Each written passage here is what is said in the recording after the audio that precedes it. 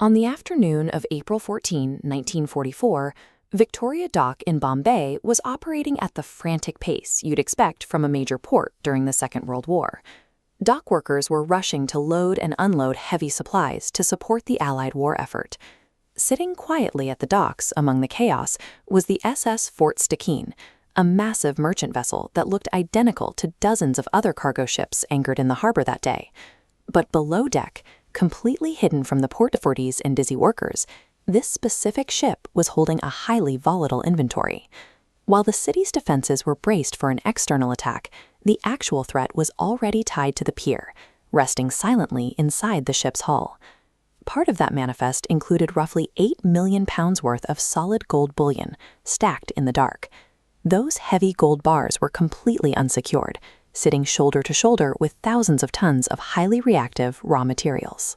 Packing millions in gold bars alongside thousands of tons of raw materials without proper separation created a cargo arrangement that turned the vessel into a massive floating hazard.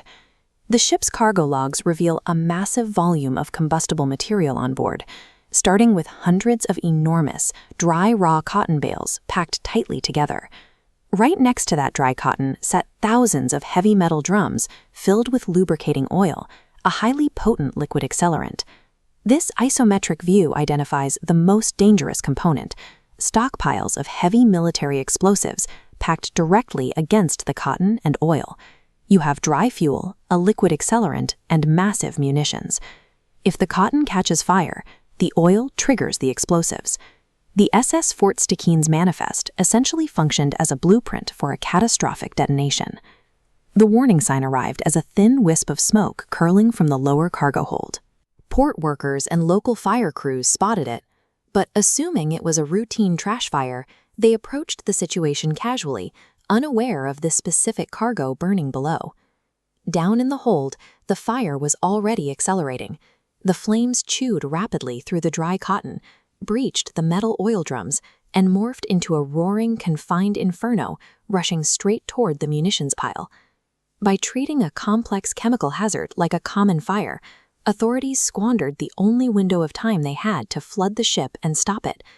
When the intense heat finally penetrated the explosive casings, it triggered 2 consecutive blasts that violently ripped the ship apart. The resulting shockwave instantly flattened the surrounding port, collapsing heavy warehouse walls and incinerating several neighboring ships anchored nearby.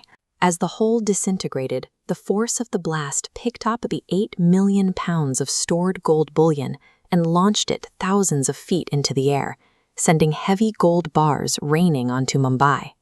While the ground level was consumed by fire and collapsing infrastructure, the sky above showered the panicked city with high-velocity bars of gold. When the smoke finally cleared, hundreds of civilians were dead, and Victoria Dock was reduced to a landscape of twisted metal and shattered concrete. Amidst this devastation, the Bombay Fire Brigade launched a desperate, full-scale response, charging directly into the burning harbor to try and salvage their city.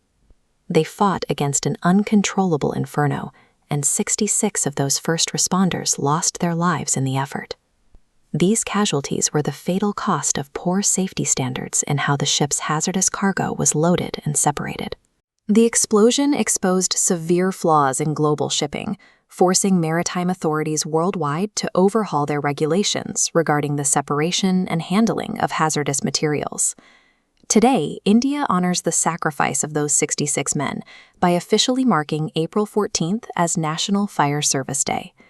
The blast at Victoria Dock remains a sobering historical lesson, proving the vital importance of safety regulations and the courage required of those who run toward the fire.